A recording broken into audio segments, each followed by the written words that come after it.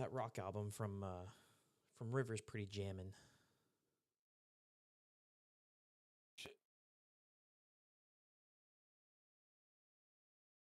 You're good. I got your mic. We're good. No, I don't have a. I lost my video feed, so I was like, I like to have the video feed up when I'm, during the chat or during the podcast, because then we're interacting. Oh yeah. Better. Oh yeah. Yeah. I don't need to see, but I do like to see, and I don't like to see myself necessarily, but I need to like make sure everything's on the up and up.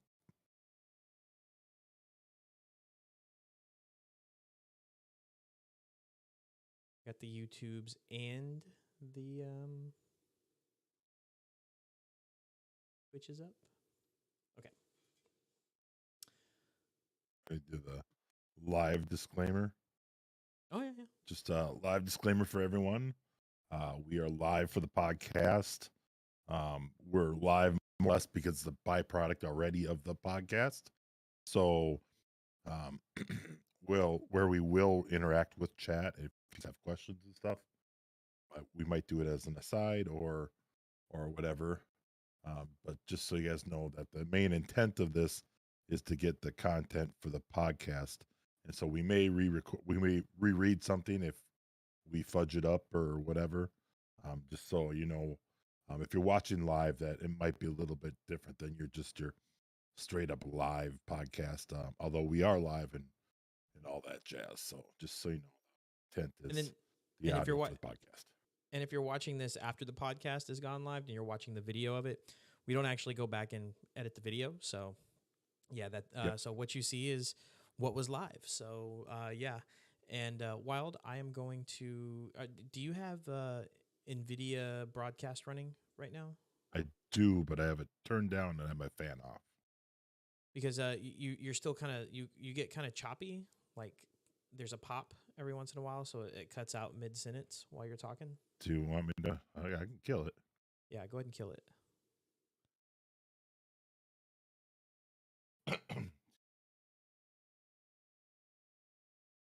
Because I know it's not anything with how far it is away from your face. So, what are you trying to say? Gonna do that a little bit better. Oh yeah, baby. I still really like this mic arm. It's just once I got this mic on here, it's like, oh, finally, it's like it's meant to be. Yeah, that's my next investment this next year is a new mic arm. I'm gonna get like a this good one thick boom arm. Is that the blue? This is the excuse me. This is the blue mic, and I think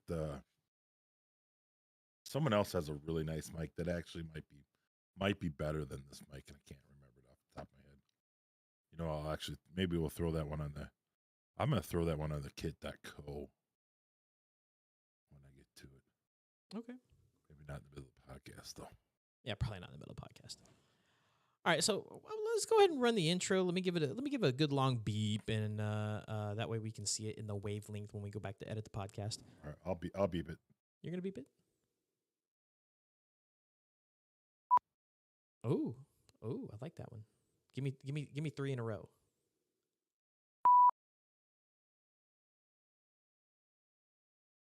I only heard the one. That's okay. We'll make it work. Go ahead, you dirty.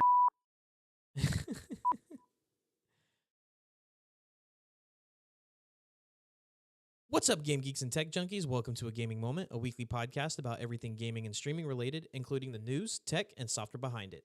Be sure to follow us on TikTok, Twitter, Facebook, and Instagram so you can engage with us, as well as find... Oh my goodness, I read too far ahead. Let's try that again. What's up, Game Geeks and Tech Junkies? Welcome to A Gaming Moment, a weekly podcast about everything gaming and streaming related, including the news, tech, and software behind it. Be sure to follow us on TikTok, Twitter, Facebook, and Instagram so you can engage with us, as well as find out when we're streaming the podcast and get a first listen before it goes out across all of your favorite podcasting platforms. I'm Dagan07, and with me, as always, is WildTwinsFan. How you doing this week, Wild?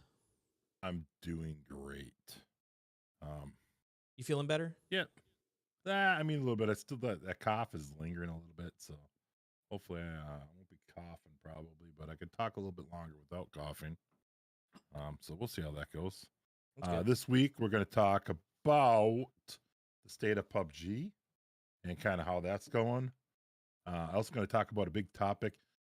This one I pitched up a little bit more to you, Dave, because you're more in that field, and this a little bit out of my playground of knowledge. But we're going to try to talk about the hot topic of the AI chatbot, ChatGPT, and some of the things it can and can't do, and and what you could maybe play with on that.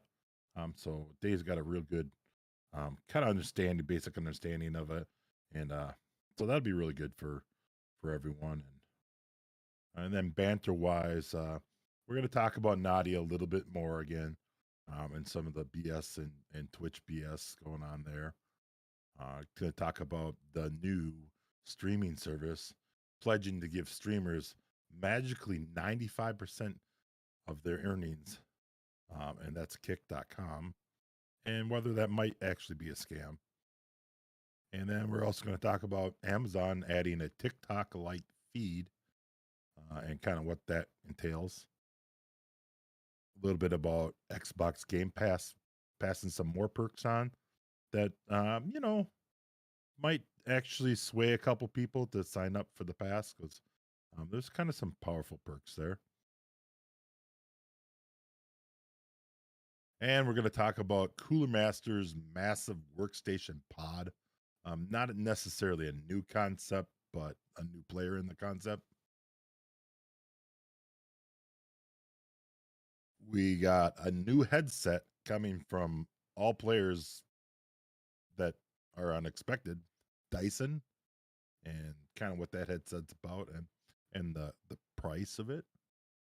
And finally, we do have a new movie with a childhood game, a childhood character. And finally, we do have a new movie starring some childhood gaming characters, and kind of what's involved in that. So, and then we do have a little bit of a follow up on the Activision, Sony, Microsoft drama. So, yeah, Woo! Got a kind of busy week. Yeah, it's been a really busy week. Nadia's provided a lot of content for us, so we'll get to that shortly. But Wild PUBG just released their newest drop, which has version 3 now of Vikendi. We've had version 1, version 2. Now we're on the third iteration of Vikendi, and I've gotten to play it pretty extensively. There's still a few hidden things that I haven't seen. I'm still teaching a lot of the guys on our Discord server some of the things that they didn't know about on the map. Way bigger. They've made it so that like crowbars are actually useful, like because nobody ever fucking uses a crowbar in the game. No. Honestly. Bots are a big story with this new release. I think I've played in more bot lobbies in the last week than I have probably in the last year, and it feels like they've changed a few gun mechanics as well for me. Like the M4 seems to like the recoil pattern seems a bit different. The other parts of the game, they've made some minor, quote unquote quality of life updates to the game. Like Erangel, you can see the ferry boat paths now versus you couldn't see that you couldn't see that on the map before. I don't know how I feel about the new. I don't know how I feel about the new gulag system on the new Vikendi.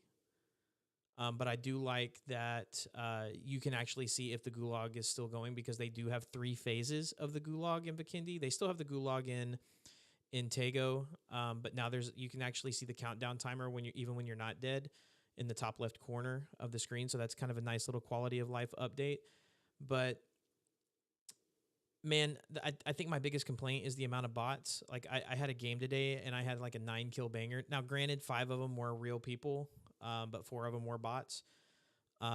So stats are getting inflated this season. I've seen a lot more suspicious players. Like I've been getting killed by a lot more like 15 and 19 and like level 35s and stuff like that. So it's a little bit more sus, and I'm sure that's a byproduct of it being free to play.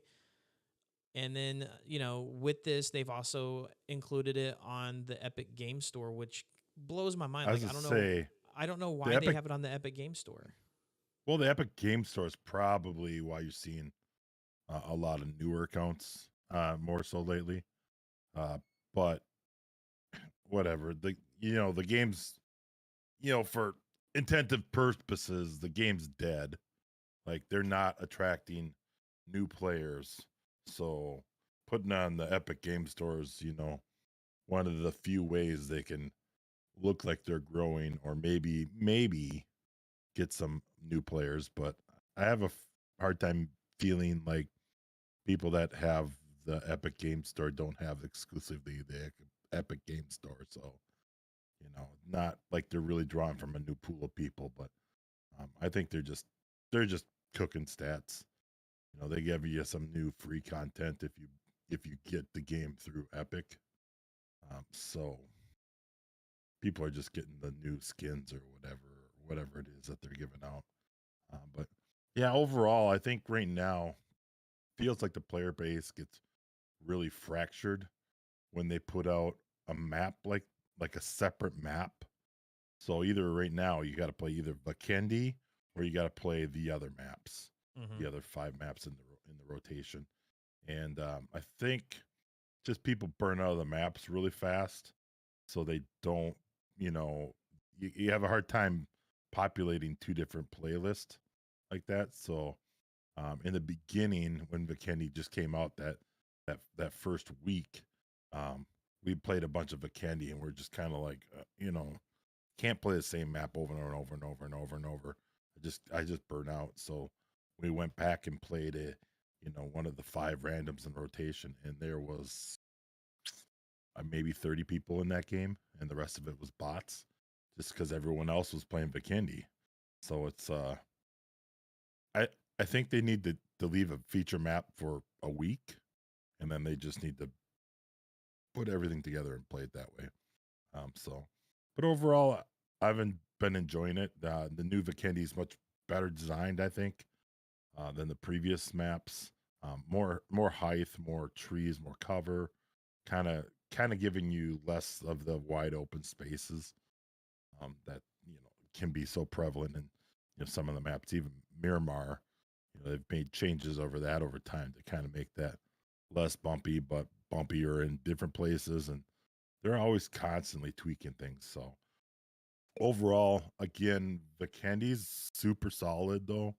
I feel like the last couple maps they've put out have been really good maps, big maps. I like Tago's plays good, and I think Vikendi's no exception to that. It plays really well, and yeah, it's been good. I was surprised to see a brand new Vikendi that's brand new. It's to call it Vikendi is almost a misnomer, because it's a new map and it's nothing really like the old maps. So There's only like I don't. one. I guess There's they only just one. kept the name because they were gonna pull the old Vikendi out, and I still kind of preferred the original version of Vikendi, which was very building heavy, very city heavy, and I think you just got a lot of people complaining about that, but they've put a lot of pieces in place since, like C4 and that, to kind of rat out the campers more so, and I think it would play better now than it played originally. But I just like the variety of it. So, and I think Tago's got a lot of buildings in it, so I don't think it's so far off. But Yeah, I'm liking it so far. yeah. It pretty much is a completely different map. Like the only thing that's there from like version 1 and version 2 is Cosmodrome.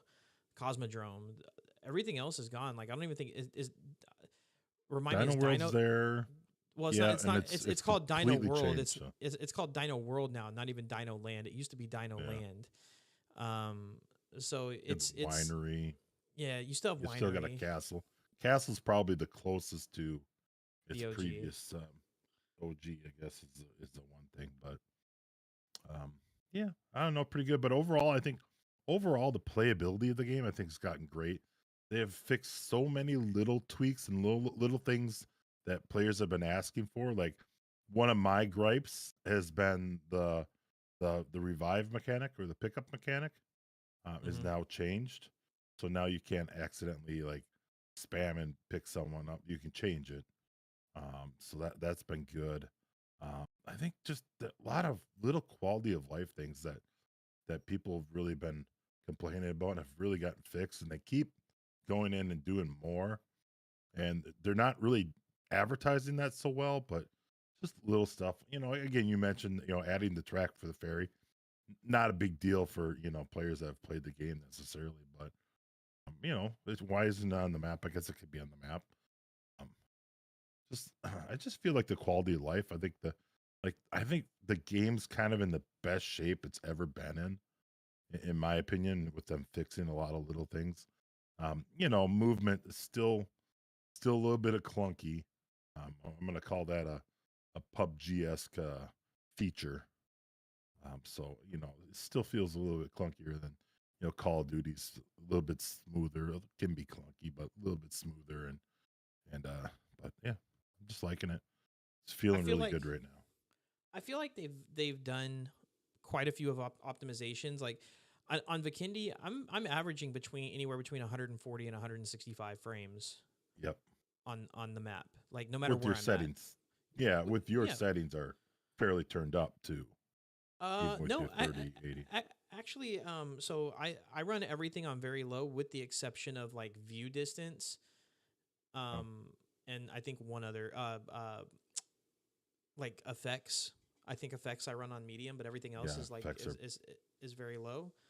So because really the difference between like their highs and lows is very minimal with the exception of effects and view distance. So Yeah, those are the two big things for me. Um, yeah. just the so the new gulag that they have, it's 3 rounds. So Oh yeah, if you die in the first round of the gulag, you can go to the second round of the gulag. If you die in the second round of the gulag, you can go to the third round of the gulag, and so on and so forth. The weird mechanic that took me a little bit to get used to is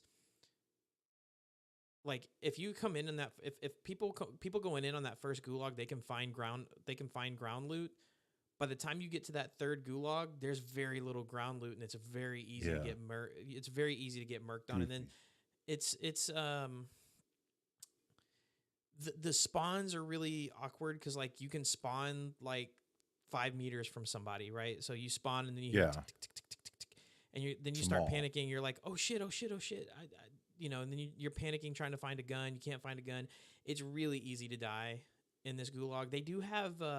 They have crates in the gulag now, so Yeah, it's really weird. It's not like it's great stuff. Like it's like a 2 bag, 2 vest, and like maybe a 3 scope or something like that. So it's nothing worth like just going out there and trying to get blasted for. But it's interesting. I think they're really trying to work on this gulag mechanic ever since they brought it out in Tago. There was a lot of complaints about it in Tago. I'm actually okay with the Tago one, the one yeah, and done. I think the spawn points on both suck, but shit, Call of Duty spawns suck. Period. So I think yeah. it's just something to be used to. I know from a competitive standpoint, we were supposed to have a buddy on here to talk about this with us tonight, but unfortunately he wasn't feeling well, so he couldn't make it. But I know from a competitive standpoint, nothing's really changed. Like I know there's rumors and there's rumblings that like Tago might get into the esports rotation, but not Yep. sure how soon that's gonna be.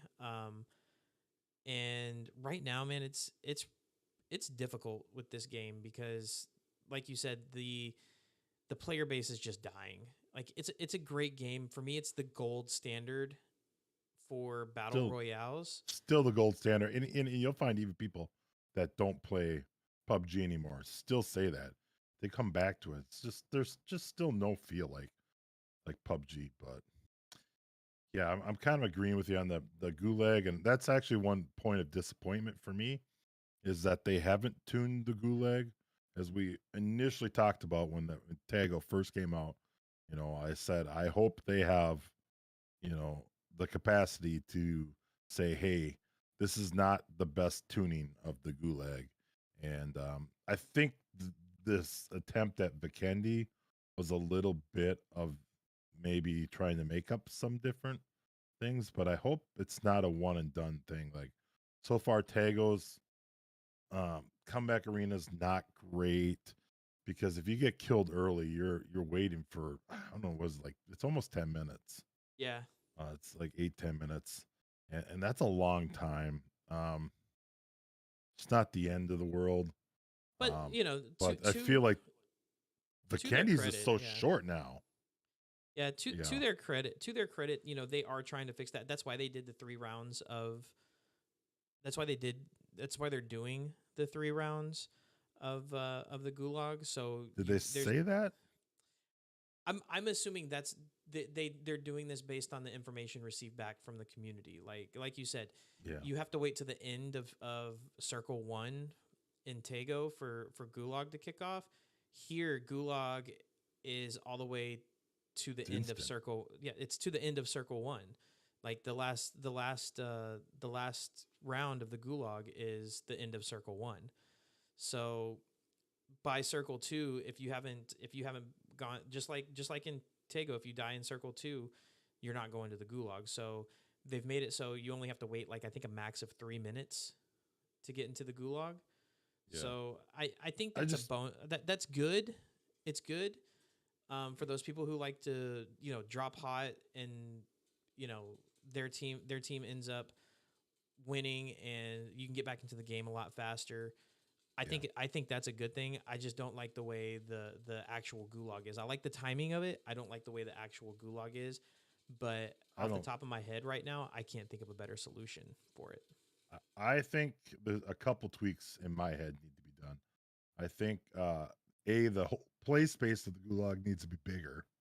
It feels like it's really tight this time around. I like the size of the Tagos place gulag.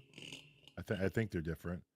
And then I think that the first stage of the gulag needs to start like 2-3 minutes later, like 2 minutes later, because literally it's you can be if you drop late you and drop down and got a gun. Mm. I think and died. I think you're gonna miss the first gulag, and Yeah, to me I and think it needs it's to a be much bigger like map than it used to be. So it yeah takes a I think it long needs to be time. 2 minutes after the final plane, like the final jump. It needs to be the earliest it starts, I can get with and that. then just maybe stretch it out a little bit later too, because I think if it doesn't, I don't know if it has to coincide with each phase.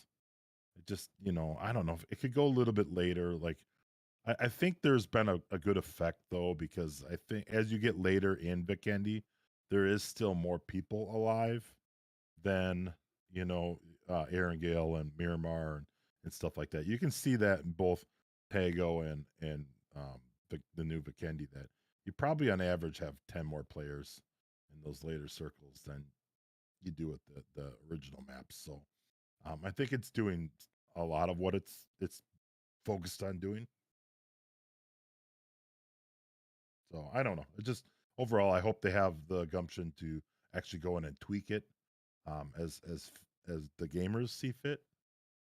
They seem to be listening to the actual players now, more so. So I'm hoping that maybe we get a tweak or two out of this, and I think we can find a happy spot, because I think the OG players they're gonna play PUBG no matter what. But Hmm. I think the purpose of the gulag really is to keep some of your other players that aren't as dedicated to the game in the action longer, so they'll play the game more. And so I think those are the people we probably need to cater to as far as gulag. So And I think they're trying to cater a little bit to like the Call of Duty community because Warzone has set this precedence of the gulag, right? So an opportunity to get back into the game rather than, just having to go back to the lobby or sit through 30 or 45 minutes of your teammates playing. And Yep. if I'm being honest, I wouldn't be surprised if at some point there's not some sort of gimmick to revive a dead teammate, right? Like we have the defibrillators right now that where you can self res. Who's to say that they're not going to come out in the next season or two with okay, go to your team. If your teammate's death crate is in the circle, you can revive them, kind of like in DMZ and Call of Duty. You can go back and revive your dead teammate as long as you can still access their body. So I could see that happening. But overall, for me, the state of PUBG it's in a good place. It's very well Yep. optimized. I think I still think it's too little, too late. They haven't done enough to bring more people back. They're not really advertising that much. I mean, they're doing gimmicky things with like Doritos and Mountain Dew and stuff like what Call of Duty does, but I don't see any major like marketing pushes or anything to bring more people to the game. I think none of your big time streamers, like when Dr. Disrespect was streaming PUBG, that was when PUBG was at its biggest. Choco Taco doesn't stream it really that much anymore. Like Doc will stream like That's a because single. he's Chaco doesn't even play anymore. Fair Chaco is enough. a whiny. He's a whiny. Like But yeah, Doc will play every once in a while, like when he's doing his 1 quarter 1 game thing at the beginning of his stream to kind of get himself warmed up. But that's as much. He doesn't have dedicated streams to PUBG anymore, and it's for him. I think it's because they haven't really changed anything or fixed any of the issues that I think he saw. And yeah. maybe they have. I know for me that it's in a good spot right now for me. Well, I mean, Doc kind of plays what's hot too. You Mm-hmm. know, he's one of the streamers that's always going to follow the hot game, and he'll revisit some of the old games. But I mean, all things said, let's not discount that PUBG is still a top 5 in current players on Steam charts. So I mean, they're not. I mean, just looking at peak players today, 586,000. Right, so nothing to sneeze at. The game is alive and kicking, and there's a lot of people still playing. Still a lot of hours played. Um, it's still above Apex Legend, comfortably above Apex, and Apex kind of gets the nod right now. A lot of people will, if you ask the best BR, a lot of people say Apex, but I have a hard time asking those players, have you guys played PUBG? Because still get OG PUBG players that say it's still the best, and it still is for me. So Well, here's the thing, Wild. I just pulled up steamcharts.com. So currently, as we're recording this podcast right now, yep, top games by current players, PUBG's number 5 yeah, that's with what I'm saying. with That's, yeah, 148,000. yep, that's what I'm saying. Modern Warfare 2, which again they're not counting Blizzard and Yeah, Xbox and all that other stuff. 203,000. yep, Lost Ark, 305,000. Dota 2 sitting at number 2 at 321,000. And then of course there's the OG CS:GO, Counter-Strike Global Offensive. Like that game just goes forever, and they're sitting at 434,000 right now. And yep, PUBG still owns the top record for peak players. Granted, it was January 2018, for 3.2 million players online at one time. So the game is still going really strong. Apex Legends is number 6 below PUBG at this particular moment. Team Fortress 2, Grand Theft Auto, Wallpaper Engine, surprisingly after that, and then Destiny 2 rounds out the top 10 at this particular moment. So, I mean, that tells you that the game still is going strong on the biggest gaming platform on PC right now. yeah, and that's not counting the Epic players either. So Yeah, exactly. so All those Fortnite kids trying to do something different. yep. $19 Fortnite card. All right, moving on. Topic 2. Dave, you've played with this a bit. I don't have access to it, and I wouldn't frankly know what to do with it really if I did. But the AI chatbot and ChatGPT And I've seen some things, and the second I saw this, I'm like, Dagon is gonna have a field day with this one. He's gonna love this toy, and so toss it up to you. Why don't you give us your take and I do have some takes on this, so why don't you give us our takes on that? So before I get into my take, because my takes are going to be kind of long and detailed, because I've been using this not just for streaming stuff, but I've been using it for like work, for marketing, for a whole lot of things. And I to preface this, I do plan on creating a couple videos, one for a gaming moment. I plan on doing a live stream on a gaming moment this week. I will put out a social post on that, so make sure you're following our social media to catch that. I'm gonna do a live stream on ChatGPT and pretty much how to use it, like how I use it, and the best way to use it. And then I'll do a YouTube video on my personal YouTube channel on how this can be a game changer for content creators, for lazy content creators like yours truly here. Because I suck at writing blogs, and I suck at coming up with headlines, and I suck at coming up with topics. And this thing probably handles 95% of the work that I have to do. Like I might think of a general topic, and then I'll let me just dive into it then. Let me just go ahead and dive into my side of things. Yep. So so basically what I use ChatGPT for, I've started using it on a daily basis. I've gotten in I got accepted to the beta program for it, so I have unlimited access to it. And it really matters the way you put content into it. And you guys can check it out, chat.openai.com, I think is what it is, chat.openai.com. And basically what it is it's a highly trained AI chatbot. So you can basically ask it anything. Now it's not up to date with current events. The training on it only goes up to like mid 2021. So here we are, December of 2022. So it doesn't account for current events, current trends, current things like that. But you can use a lot of the data that it does have already to create really great content. As a developer myself, I've gone so far as to say, hey, write me a JavaScript application to do such and such. And it writes the whole JavaScript application for you to do whatever it is that you asked it to do. And I think the key to the tool is the quality that you get out of it is the quality that you put into it. So if you say, write me a funny Twitch title, you're going to get like a generic ass Twitch title. Now, if you say, write me a funny Twitch title that include about PUBG or about Call of Duty or about this gaming group or this organization, then it gets more specific. So the more specific that you do, like you can say, okay, give me a list of 5 funny Twitch titles and tell me why you think they would get high engagement.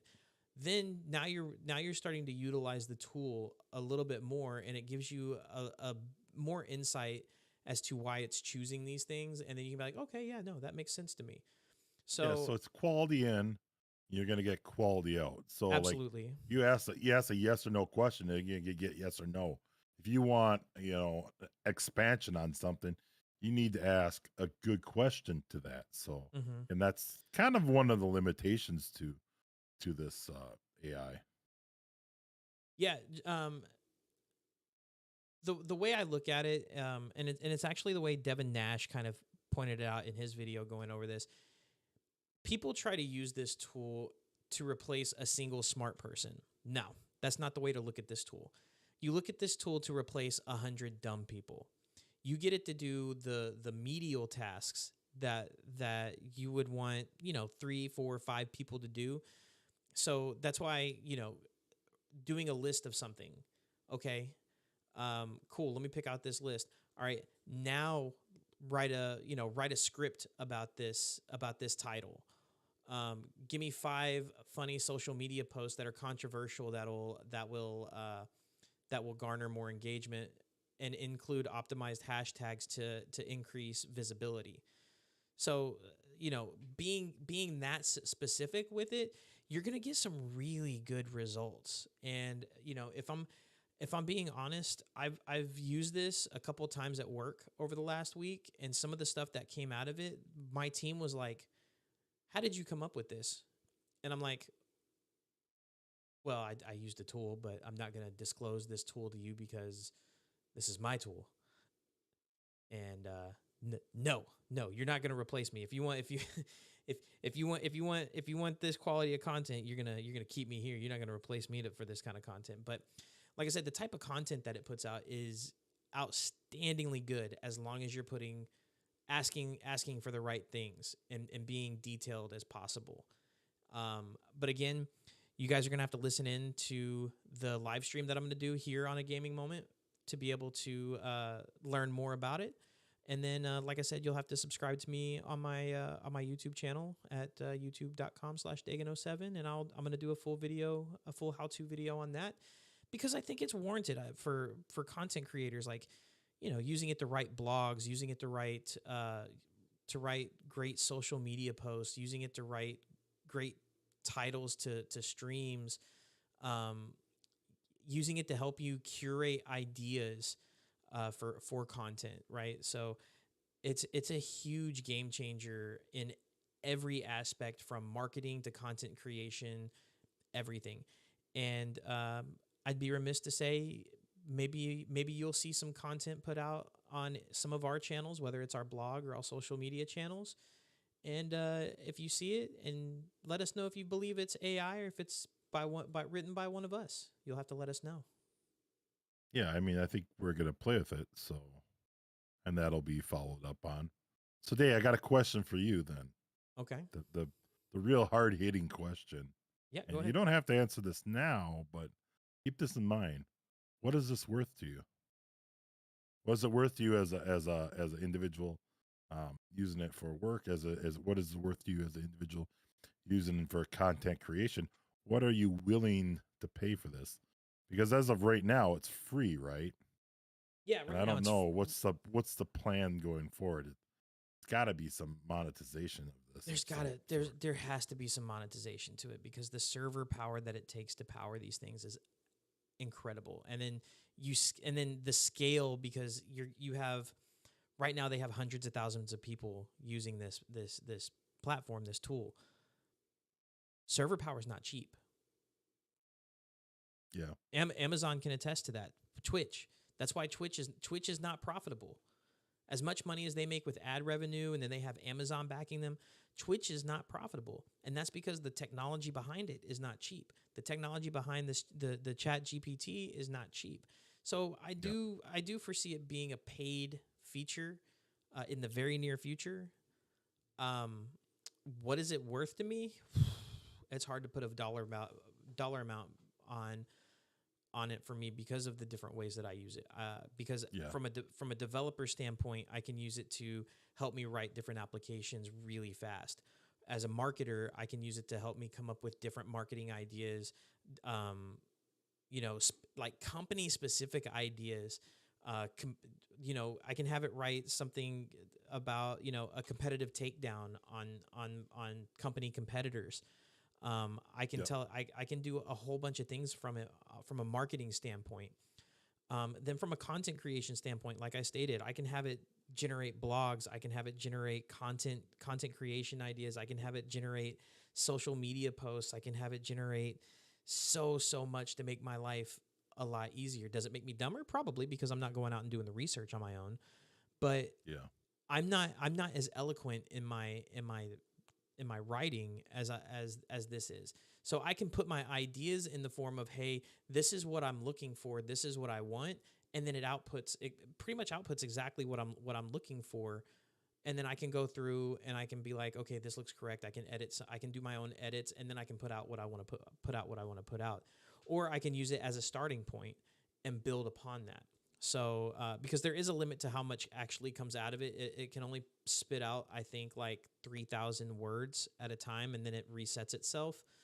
So you're not gonna tell it to write you a novel. That's just not gonna happen. But Yeah.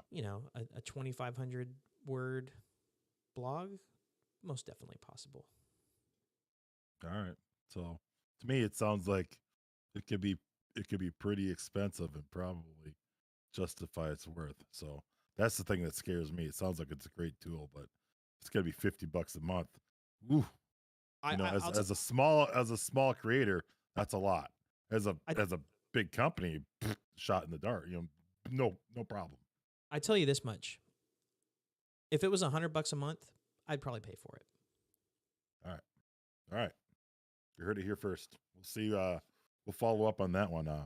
I just some of the AI stuff's pretty incredible. I always thought it'd be fun to write like a kid's book or something. I don't know. Here's the thing, though: the organization behind it is called OpenAI, Yeah. and it's geared towards open sourced software. So Right. the thing the organization runs off of charities and donations and stuff like that. It's community driven. It's it's a really great resource. So do I see this becoming expensive? No, I don't think they're going to charge for it. Now, that being said, the documentation for this is out there, and how to connect to it is out there. So you can develop your own applications off of this, and you can charge for it then, which is, something I'm looking into. But I got to figure out a good way to, a market to reach for it. But Yeah. as it sits right now, it's really good. I think knowing what to put in or how to phrase things to put into it so you get what you're looking for out of it, I think that's the big key right now. And that's basically the videos that I'm going to be making on it. The video on my personal channel, and then the live stream the live stream gist for a gaming moment here is just going to kind of go over that, where you can ask questions. Yeah. It's gonna be interesting. The AI is becoming huge, and as every science fiction has always predicted, it's starting to come to fruition. I think a little bit, and you've seen I've been seeing backlash in the art community that AI art. Oh yeah, what's that's the the new AI that's the new art one. bot? Yeah, the one that Picasso, every or what is it called, or uh, something like that. I don't know. I haven't gotten to play with I it, can't but remember. I can't remember the name of it, but looks incredible, and it's winning like art competitions and stuff, and people are there was just a big revolt about it. And but I was thinking, if I ever came to the day of writing a kid's book, it's like, man, you could get this art program to make you your own artwork, and I don't have to worry about drawing and stuff. And it's like, I I've wanted, oh man, I want the art one really bad. I'll have to look into it, but I'd like to be able to make my own emojis and my own content for my channel and stuff like that. I just don't. I don't have the time. I probably don't have the skill to make what I want to make. Um, but I think this AI art thing could do some pretty incredible things for my stream too. So, no, interesting stuff. So maybe we'll play with that more in a later episode. But let's keep moving. We've drilled into those two topics. Let's just bang through some banter topics. Kind of keep these fast and light here. And first off, we wanted to cover. I don't want to put too much time and effort in this because I don't care for this person at all. But we're going to talk about Twitch's ban and unban of Nadia, and that bullshit. Quite frankly, I don't want to talk about her. I want to talk about the effects of it from Twitch's standpoint. Like, right. in my opinion, like you said, I think Nadia is a piece of shit. I'll put that out there. Send it to her. I don't care. I haven't donated to her, so she doesn't have my real name on her PayPal account. But in case you've been living under a rock, or you're not in the streaming community, Nadia got banned for she received a 14-day Twitch ban for doxing a viewer on stream. If you're not aware of what doxing is basically where you give out personal information on stream to your entire audience. And essentially what happened was this person donated $1 to get her to read his comment, basically calling her a cheater. She got pissed, and she essentially started putting his name out there, spelling his name like intentionally. And this is why I think she's a piece of shit. Then she got a 14-day ban. She goes on Twitter. She stopped and spelled his name letter by letter, so you made sure you got it right. Correct. And then she gets banned. She goes on Twitter and says, I got banned for putting out personal information, whatever that means. ... Cool. While she got unbanned 5 hours later. I know. Disgusting. Twitch, again, we've talked about this time and time again. Twitch, this is part of the fucking problem with Twitch, is there's no accountability on their end. They do whatever the fuck they want, and there's zero consequence. But, we go on there, and we're not, Nadia or whatever big streamer, and they'll ban us for a month. They'll kick us off the platform. They'll do whatever, but you got some I don't even know what she's got on people or whatever, because she's nothing special. She is dog shit in every form of the term, as far as I'm concerned. Not a good player and not entertaining. None of the above. Overall, I think she brings nothing to the table. I don't know what she has that she can be Teflon. She's got tits and a vagina. She's got tits and a vagina. I don't even know if that fucking matters or not, but it seems to have some pull on Twitch, because the women get preferential treatment all the time. But it's not just the women; it's particular women, right? There's no particular guy. Yeah, there's no particular guy. Yeah, but there's no particular guy on Twitch that anyone's ever said, "Oh, they've got preferential treatment." It's like at one point we could have said Doc. But then he got shadow banned, right? Yeah, well, obviously he didn't have preferential treatment, and I don't know. It's so dog shit that she actively Asmongold, who's one of the top streamers, who he'll get banned in a blink of an eye, because plainly they don't like him, because he just tells you how it is, and you may not have to agree with everything he says, but man, he's got a point, he's got an opinion, and he's got a solid reason to back up his opinion. Asmongold is not someone I would normally watch, but I watch a lot of his YouTube content, because his YouTube content is very poignant and very to the point of why things are right or things are wrong or whatever. And it's like, he put up a rebuttal on YouTube talking about why should she have got preferential treatment on this. It's not like this was accidental. It's not like she accidentally flashed it on the screen. Like, people have gotten permabanned. People have gotten permabanned for this, from flashing content accidentally on the stream, right? She took the time and the effort to spell it out, and so egregious. I just can't believe they just let her walk all over this, and it's unreal. And even if it was somehow a publicity stunt or whatever, which I don't think she's apparently done this before. Yeah, and this isn't her first offense. She knows better, and it's in the terms of her contract. There's zero reason she should have been unbanned, and there's a lot of reasons that she should have been permabanned. This is bad for every fucking streamer, right? Now, I don't know if you guys know this. This is bad for every viewer.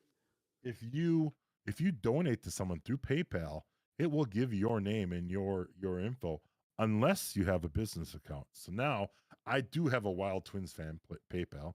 PayPal me, reach out to me. I'll send it to you. You send me however much you want.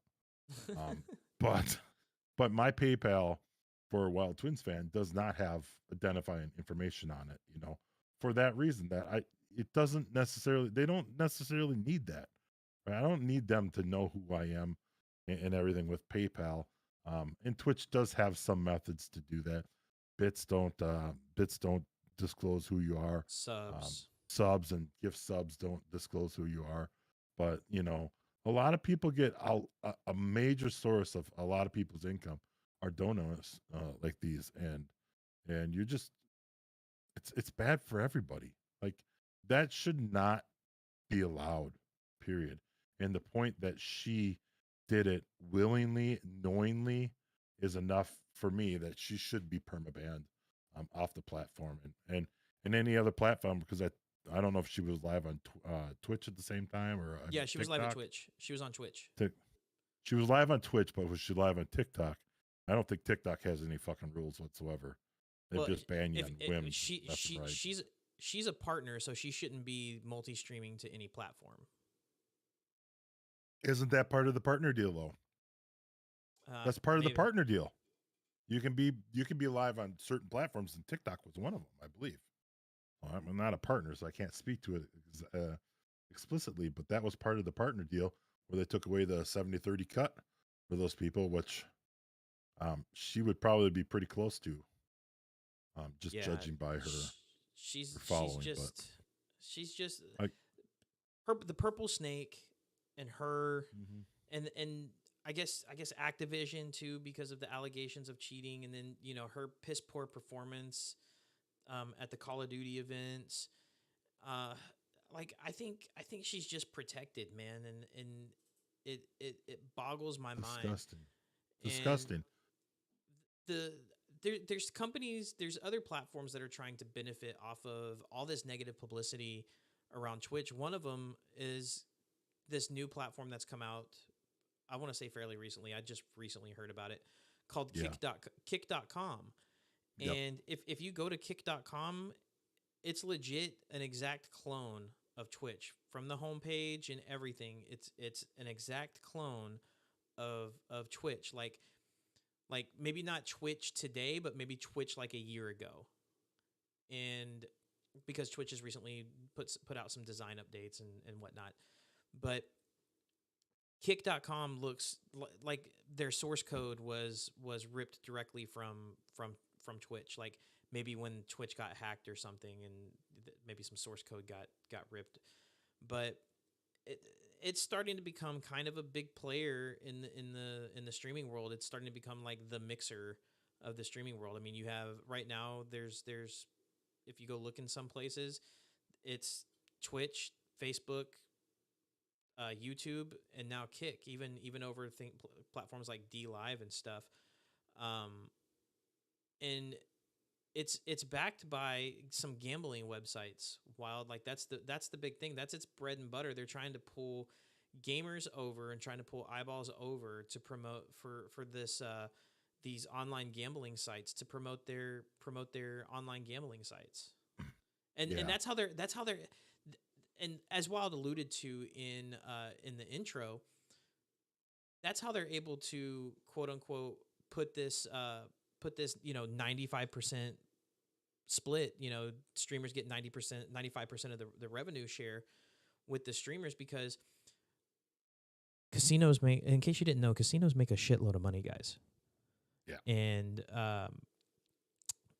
what's the other rule? What's the other rule of casinos? The major rule with casinos. The house always wins. Always wins. Always wins. So, again, it's long-term gambling is never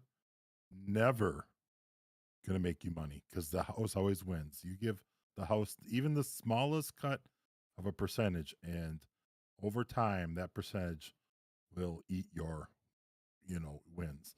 The only way you win gambling, and this is not advice per se, but kind of advice. If you happen to go to the casino, or you happen to get a scratch off, the way you win is by pocketing your money and leaving. That's how you win. Because you could be up variance in short term, but long term will always get you. So you can get lucky that way, but the fact is you just have to never play again.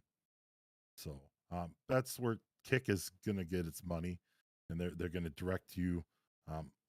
No one really knows how they're going to do this, but the fact that a casino runs the website probably doesn't vote well for how it's going to subsidize it's streaming. And there is new technology coming up. AV1 is one of them, and AV1 will reduce the load on streaming. So there's technology coming that will help reduce some of the the cost associated with streaming. But it's not probably, if Twitch can't be profitable at 30% for a small portion of their a portion of their viewing audience, they can't be profitable at 5%. So something's up, and you just keep that in mind. I'm not a fan of gambling, encouraging gambling, um, especially um, in a form like this where it's unregulated. So don't kid yourself. There's no regulation that they're going to be able to prove that they're legit or not, online gambling or not. So Shut down. But here's my So we got a couple sound clips that we want to share with you guys. Ludwig actually spoke out on this. He believes the new streaming platform might disappear in 6 months. And then the second clip you're gonna hear is another prominent streamer that goes by the name of Trainwreck. He's vested into the platform, and he disclosed that he says that Trainwreck should have disclosed that the gambling website Stake is the alleged ownership of the streaming platform. So here's the first one. oh yeah, he does get when you pull up Trainwreck's stream, he does have this is a gambling rated stream. Is intended for adult audiences. But he's live actually as we speak. But nonetheless, go ahead, Dave. Yeah, so let's listen to the first one. This one's only going to be about 17 seconds. Down. But here's my take. This website will probably in 6 months either disappear or be flooded with gambling streamers and should only be touched by the people who want to lose all of their money or live vicariously through people who are losing all of their fake money because all of it's sponsored anyway. So that was the first one. He's calling it, fake money because the people that are streaming on that platform, they're sponsored anyway. So it's the casinos or the gambling websites giving the streamers credits, if you will, to play on the gambling websites to entice people to actually spend their hard-earned cash on that website. So that's the whole goal of this. Here's the next clip. I think it's really bad that Train didn't disclose that this was a stake.com owned website. Not only did it not disclose it, it felt like they were kind of trying to hide it as well.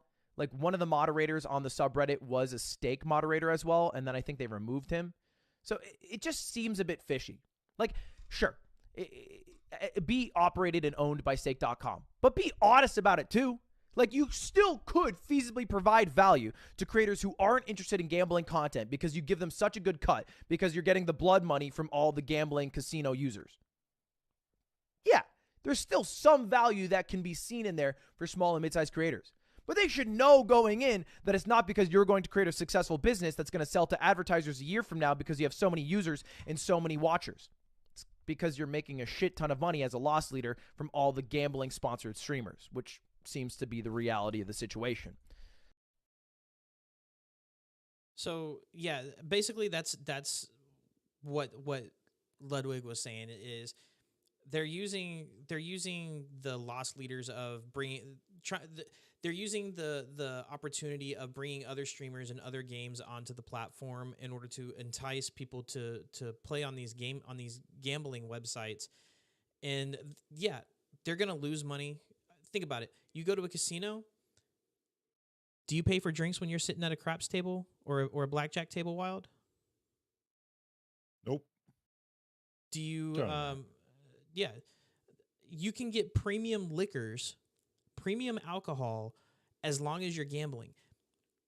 They're losing money hand over fist in that. But they're raping your fucking wallet for every dollar that you put into that fucking slot machine. That's what it's all about. It's the same concept online. They're they're giving you your Smirnoff, they're giving you your Patron, they're giving you your Kettle One, they're giving you, name your liquor, Hennessy, Hypnotic, your premium top shelf spirits for free over here. Like, yeah, there's less competition on the PUBG side of things over at kick.com, so you have a better opportunity to be discovered in that. Okay. Same thing on Call of Duty, but they're going to push their gambling ads on your stream. So, as you're playing the clips here, I thought, I'm gonna click on kick.com, just see. Trainwrecks is live. He's got almost 12,000 viewers. He just dropped 50 grand. He just dropped 50 grand in the time I watched those two clips. 50 grand, and again, I'm sure it's sponsored money.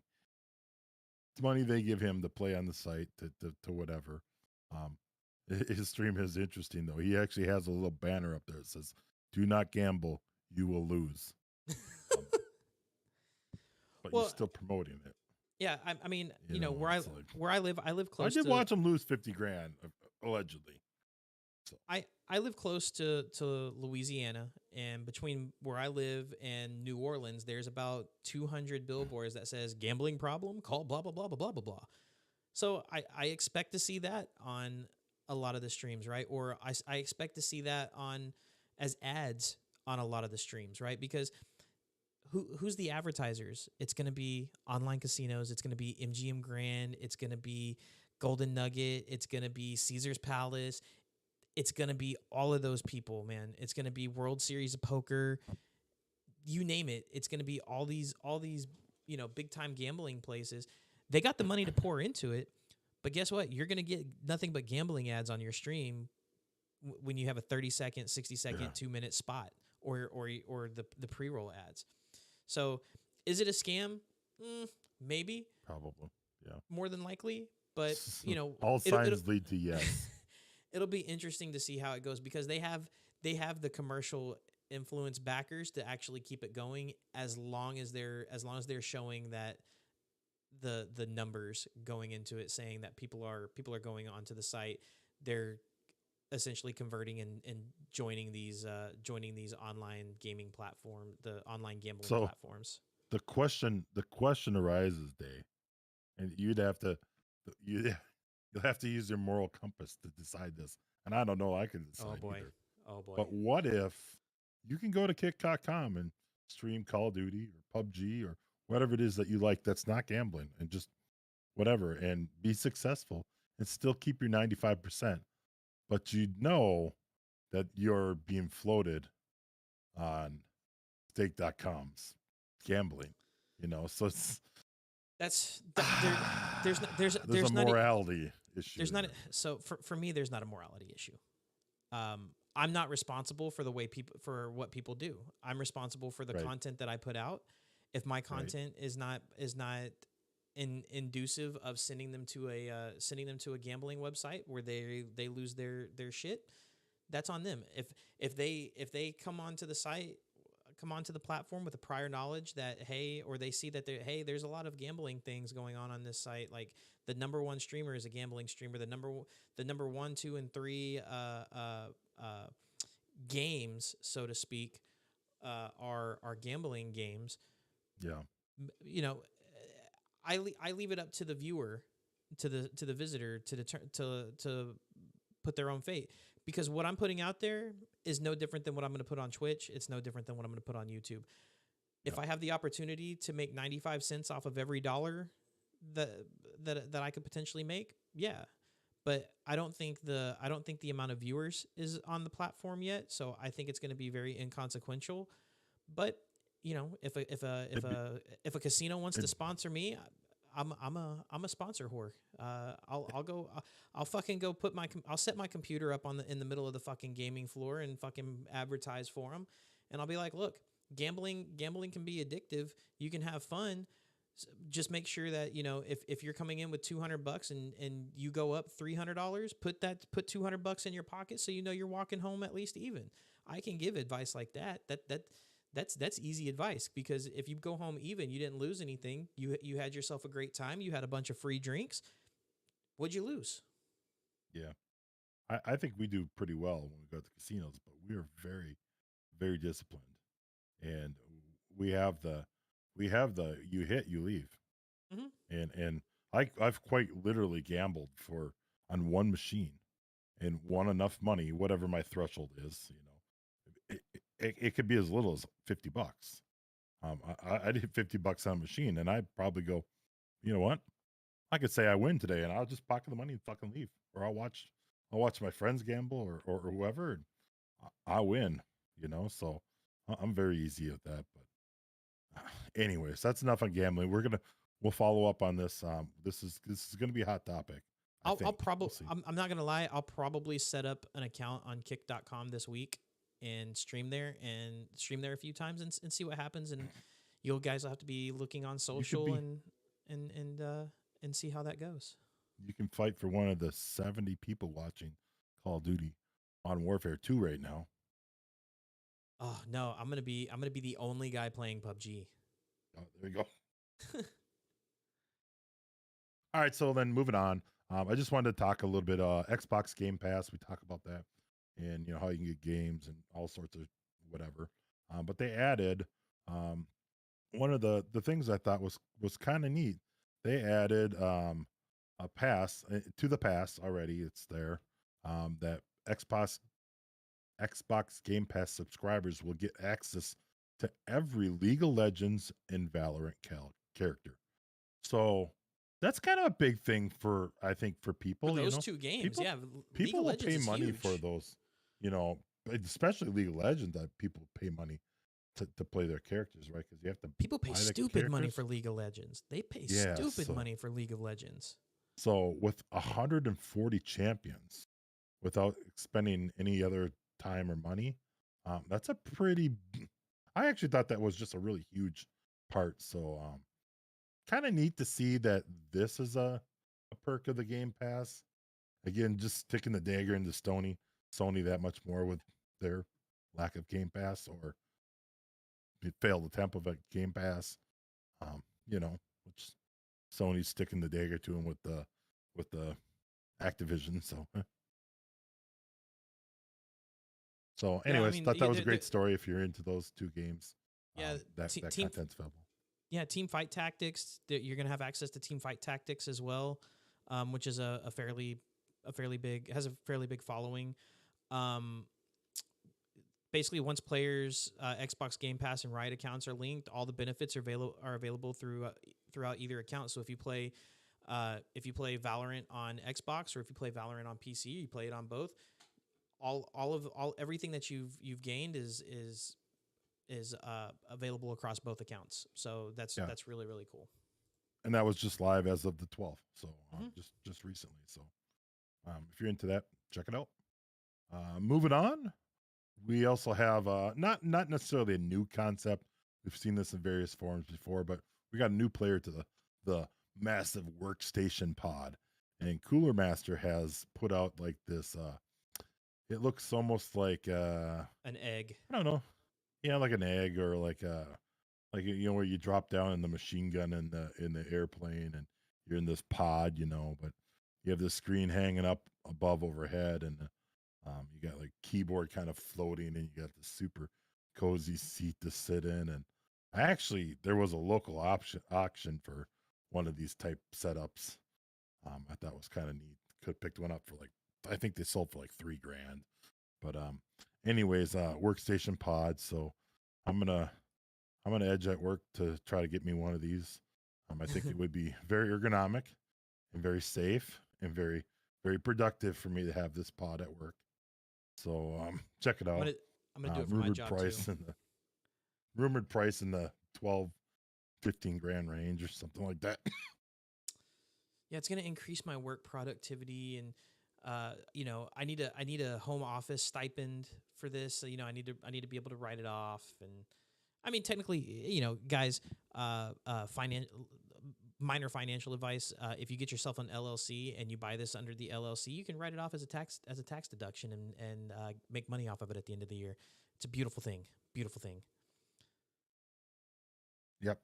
So anyways, just interesting topic. I'll have to I'll have to show you. We'll have to post this out across Facebook and I think Facebook and Twitter, so you guys can check it out. But originally it was just like a concept thing, but now they're actually letting people register for the wait list. And Linus Tech Tips just did a review of kind of one of these monstrosity creations not so long ago. I think probably within the last year, and it's good when you actually see some of the stuff in the play because like the keyboard and the mouse he had, they had to be like magnetically attached so they could be at the right angle, and as you sat at a weird angle and stuff like that, and so that didn't work real well. So there's definitely some caveats if you're going to drop 15 grand on this. I think you should find your way to get hands on one or something. I don't know. But anyways, I just like it. It's just badass. And I still want one no matter what. So and then again, moving on. We have Among Us finally came out with a new game mode. That's a hide and seek game mode. And I initially was like, but it actually does look a lot of fun. There's a different tasks you can create to so what you get is you get like the imposters and then the survivors. I forget the term. And you can run around and actually there's kind of like equipment and stuff you can kind of hide behind and stuff. And you get you can use the vents as the non-imposters. And then you just basically have to live long enough to not get found in hide and seek. So it looks like it's fun. I've seen a couple videos of it on YouTube, and but anyways, Among Us was a huge smash hit. Cheap game. Just some more options to play some fun games with it. Really is. It's fun to play with your friends. Might be a BTU community game night. Yeah, actually, I think that'd be a pretty good one. So, and then we're gonna jump on to the last topic right now. Is this the last topic? You want to cover the Dyson's You don't want to cover the Sega? Well, we hyped it before, so. Did we? Well, I hyped it in the intro. I don't see it in the intro. I hyped it in the number 8, in the banter items. A new movie? Yeah. Oh, I guess. Yeah. Well, we got to talk about Dyson and Sega because you hyped it in the intro as well. So Yeah. Yep. So then just real interesting came out. We're going to talk about the Dyson's new headset. I'm not really sure what their thought process is here. They're going after the Razer headset. That was selling dozens it sold dozens last year, I'm sure. Ooh, dozens. And now dozens of Dyson's air purifying headsets will be sold at tens of them will be sold at $949. It's a headset with like a air purifying thing that they're not going to qualify to say it's going to help you with COVID or any filtration, or they're not going to give it any actual vetted it's they stupid. kind of tell you it's stupid. It's kind of it's just stupid. It's just stupid. That's all it is. It's stupid. The piece is removable. Like the piece that goes in front of your mouth is removable. But they call it an air purifying visor. And essentially what it does is it just basically blows fresh air, quote unquote ionized purified air into your mouth, or into your facial region that goes into your nose and mouth. No, it's not really like a no. Yeah, it's not even like, I don't think it's really sealed necessarily. Mm-mm. I mean, no. I mean, if you lived in some place that was like, you lived in Mexico China City? where there's no air, any place with no air, thing, maybe it'd be worth it. But man, for $1,000, $950, ouch. I don't know. Just, anyways, interesting concept. I just saw this and I had the full roll eyes concept for me. So check out the new Dyson headset, guys. Let us know if you're insane enough to buy one for whatever reason. I could see the right environment. Like there's some smog filled cities if you were, out and about. Sure, but Or if you got deep Minnesota is pockets. not so bad. If you got Or deep yeah, pockets. you just like to buy things for novelty's sake.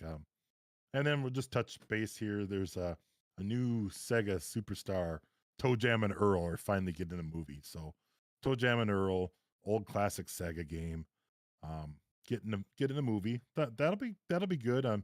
Toe Jam and Earl, I'm not super familiar with Day, but for me, it's I think it kind of they bring like the Ren and Stimpy vibe, kind of Yeah. gross, kind of that So teenage humor. So I played it when I was way younger, like 5-6 years old on the Sega Genesis, and I vividly remember sitting down with my mom and playing with this. Like this was one of her favorite games, and it was really really fun, really cool. Like they go off the funk, man. It's all about the funk and the vibe and the grooves, and it's basically about aliens, and I can't believe they're getting a Nickelodeon-esque movie off of it after almost 30 years. They came out with this Sega Genesis Mini 2. They came out with the game in 2019. It's on both one and both the one first and two. generation and the second generation Sega Minis. Yeah, so it's kind of a renaissance for them because they had a new game come out for it in 2019 called Toe Jam and Earl Back in the Groove. They had one back in 2002 called Toe Jam and Earl Panic on Funktron, which is the name of their planet, and then Toe Jam and Earl 3 Mission to Earth.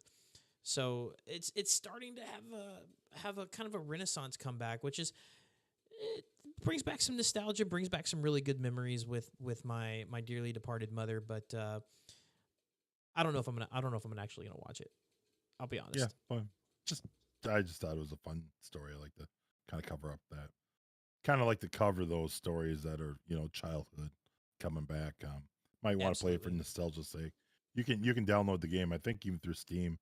Nintendo for sure right now has a Toe Jam and Earl. You could get one of the mini consoles. Actually, kind of expensive. My son's got one collecting dust, but nonetheless. And then moving on, guys, we do have a kit.co list. We talked about that last week. Both talking about podcasts.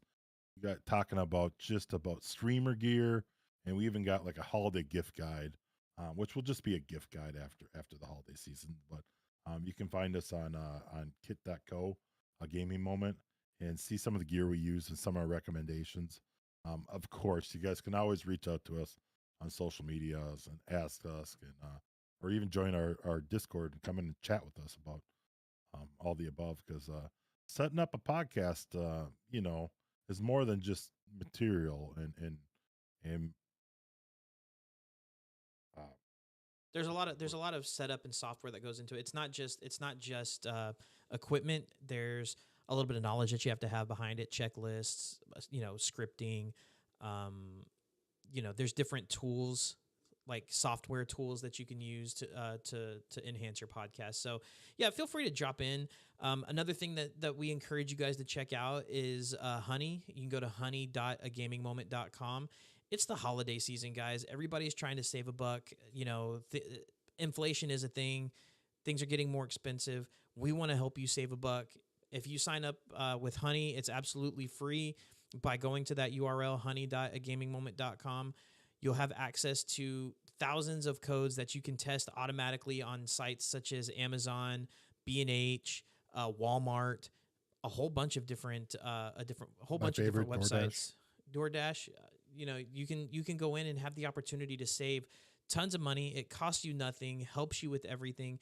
You even earn money using the app. You accumulate points. Those points transition into money. You can disperse it out to a PayPal account, or you can disperse it into gift cards. It's a really great thing to have, guys. It's just a simple browser extension, and it'll pop up. It also tells you things such as the price history of a particular item on a particular website, and to let you know whether it's going to be a good buy or not. So really encourage you guys to sign up for it. Again, it's absolutely free. If you go to honey.agamingmoment.com, it helps us out. It helps us, put more back into the podcast, put more back into our content production. And again, it costs you absolutely nothing, and you gain everything in return. It's one of the rare things you're going to come across that really benefits everybody, right? Obviously, it benefits the seller the least, right? They're given a cut to everybody, but there's no downside to it as a user. So, incredible service, and I love the price history that you can see on things. So that tells me if I'm really getting a decent deal or not. Yeah, absolutely. So on to more of this just Microsoft Activision saga. Microsoft over the past couple weeks offered both Sony and Nintendo a 10-year deal for Call of Duty. Nintendo Steam. took the deal. Oh, and Steam, yeah. Nintendo and Steam took the deal. But that the stipulation was if the Activision deal goes through. How did Sony respond? They they colluded with the Federal Trade Commission, who originally approved the whole thing at the very beginning, which is how this whole thing got kicked off. And now the FTC, the Federal Trade Commission, has now filed a lawsuit against Microsoft and Activision. I want to stand correct you here, Day. Steam did not take the deal. Oh, okay. And Steam did not take the deal because in Gabe's word, it's not a problem. He's not worried about it. He's not worried about it. And actually is pretty interesting. Gabe is so confident in his platform. He's talking about like even Call of Duty. He says like Call of Duty's back. Everyone has left Steam because it's too expensive and blah blah blah. And EA left and all this stuff. And guess who's all back on Steam? EA, COD. They all come back to Steam because quite frankly, it's still the best. And really maybe is. the cuts I like their client. Yeah, and maybe their cuts aren't the most generous, but if you can sell more, you can afford more of a cut. So, anyways, now you got an FTC lawsuit with Activision. We'll just see how that plays out. Keep an eye on it. That's the follow up. It's looking worse and worse for Microsoft all the time. I still think it's a good deal. I still think this should happen. Activision needs the help of a good, reputable company like Microsoft to move forward into today's society. And I think Sony's a good player that can actually do that. So, and PlayStation, you're weak. Get over it. So the big thing, the big reason or the big push for this is Holly Vidova, who's the director of the FTC's Bureau of Competition. She said in a statement, Microsoft has already shown that it can and will withhold content from its gaming rivals. Today, we seek to stop Microsoft from gaining control over a leading independent game studio and using it to harm competition in multiple dynamic and fast-growing gaming markets. We continue to believe that this deal will expand competition and create more opportunities for gamers and game developers. So she's basically saying like two big companies can't join. They're thinking that it's going to be a monopoly, which it's not. There's plenty of other independent game developers out there. Now, is Activision Blizzard two of the biggest ones? Absolutely. But you still have your Bungies who got purchased by Sony, correct? Yep. You still have and all the player base. Mm-hmm. You still have companies like Naughty Dog Studios. You still have companies like Rockstar, who's another giant publisher. There's still plenty of competition out there. It's the fact that Sony had these deals in place with Call of Duty to be like if you guys remember back in the day, Xbox used to be the console that got all of the updates for Call of Duty DLC a month early. Yeah, a month early. Now it's Sony, and Sony's all up in a wad for it, and it's understandable. They're protecting the interest of their company and their player base. Whatever. That's where I'm at with it already. They know they're struggling. whatever. Sony knows Yeah. they're struggling. They're just trying to grasp at whatever they can. Their console's not as powerful as the Xbox. Their um, subscription service is not even in the ballpark of the Xbox. They're just trying to drag Sony or Microsoft down and whatever. It's just I don't want to beat a dead horse, but we'll just keep you updated on that because it is a big story.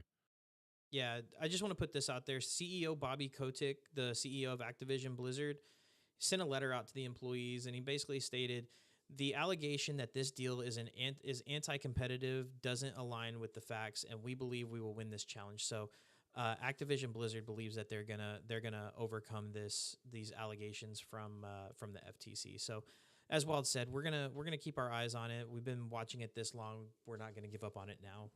It's gonna be fun and interesting ride, and I think it's gonna be about another year, Wild, if I'm Yeah, being honest. at least. All right, moving on. And this week, social media's post. I just got one day. I think you'll be kind of hyped about this. Not that you haven't been there already, but we talked about this, and Sony talked about I forgot a story here this week. Well, I'll cover that next week. But Sony's going to bring Last of Us to PC. So Last of Us Part 1, it's actually updated a bit with some better graphics and such. I think they're going to kind of pull the graphics from Last of Us 2 and kind of update The Last of Us 1. So that's coming to PC. I believe it's March 1st, 3rd? March 3rd next year. So big game that people have been crying for. And again, Sony's not ever been the one to do this. So far be it for me to think that they're whining about Microsoft when they've been holding stuff exclusive to their platforms too. So this is finally coming to PC. Should be an absolutely fantastic game. Last of Us PC. I have not played it. Maybe this is something I'll buy and maybe play through with the wife. We did start watching a little bit of the original series, so Stream it. Should be fun. Stream Yeah, it. that'd be It's actually might be fun. it's a stream. It's a very streamable game because the storyline is so good and so compelling. It is a very very streamable game. And I don't want to cry and stream though. There's a reason they made a video, a movie, or a TV series about this. There's a reason for it. You won't be let down. I'll say it. I'll leave it at that. All right. So anyways, Wild, we'll share that tweet so you guys can check that out. yeah, absolutely. So Wild, I got one question for you. Fandom put out a vote. They put out a tweet with a vote on who should play Kratos because in case you didn't know, there's a new upcoming TV series for God of War, who won 6 out of the 10 awards they were nominated for at the Game Awards last week. But Fandom put out a vote on who should play Kratos in the God of War series. And the number one person that people are stating is Triple H, who's the WWE wrestler. His real name is Hunter Holmes Helmsley or something like that. And if you look at the graphic, he looks the most like Kratos. Number 2 is Christopher Judge. Christopher Judge is the current voice of Kratos. And he's stated that he would love to play Kratos in the show. I don't know, and his physique kind of fits it. Like, he's a big dude. He's a huge dude. Jason Momoa came in at 3rd. Meh, I could pass. Tom Hardy, meh, pass. Dave Bautista, who's another former WWE wrestler, meh, pass. But I could see Triple H. Like, Triple H has that attitude, has that persona, has that look about it. And I think he could pull it off really well. He just has to buff up a little bit more, but he's been on the juice his whole life. I don't know if he can or not. I think viably,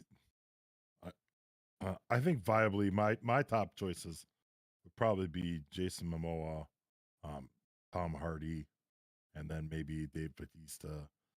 But Triple H, does he have any acting? He was in. I don't think Yeah, he has. he was in Blade Trinity. He was in the third Blade movie. Like I said, does he have any acting? I just, I don't know, dude. He does. I want an actor. He's been in a few movies. I want an actor in this role. It makes a difference, and I think the three I mentioned are probably my top choices. His name is Paul Levesque. I apologize. His stage name is Hunter Holmes Helmsley, which is Triple H. But I also think not. I think the other guys are younger too, and I think they fit the profile in my head a little more. They're all in their 40s and 50s. All of them. Yeah, I think. I just think for me, the younger choices give you a little bit of flexibility on timeline and such. I don't know. I'm a fan of an actual. I'm a fan of an actual actor taking the role, though. So I'm not so sure. I mean, let's get WWE. They are actors, but I don't know. I'm just saying, from a look standpoint, like Triple H has it perfect. If I'm being honest, no offense to Christopher Judge, I don't think he has the look for it.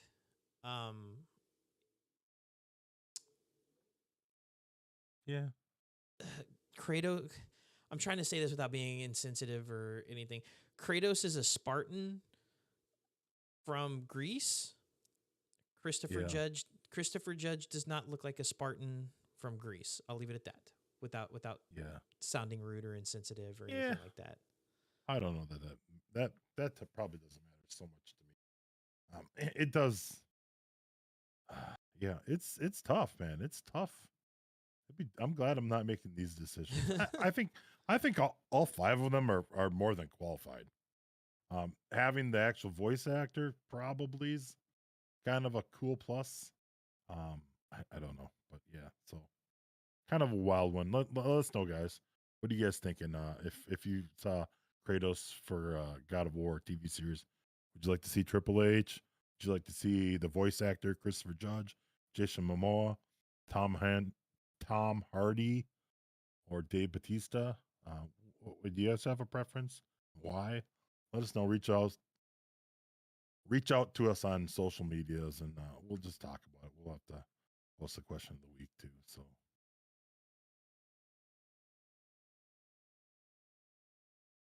We're gonna wrap it up now. Yeah, so let's go ahead and wrap this up. Guys, if you haven't already, be sure to follow us on Twitter, Facebook, and Instagram so you can engage with us, as well as find out when we're streaming the podcast and get a first listen before it goes out across all of your favorite podcasting platforms.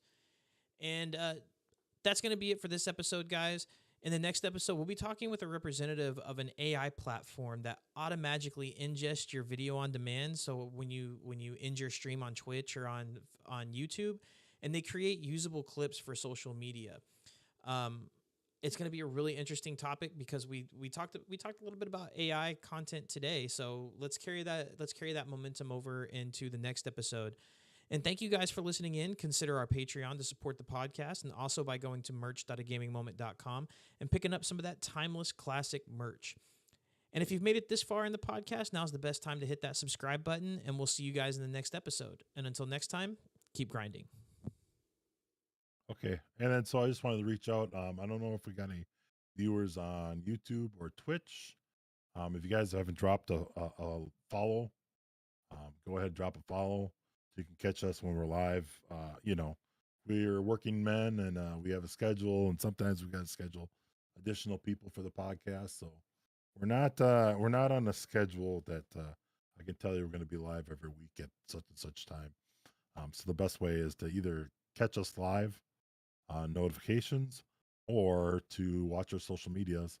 And they put up a post today talking about us going live tonight.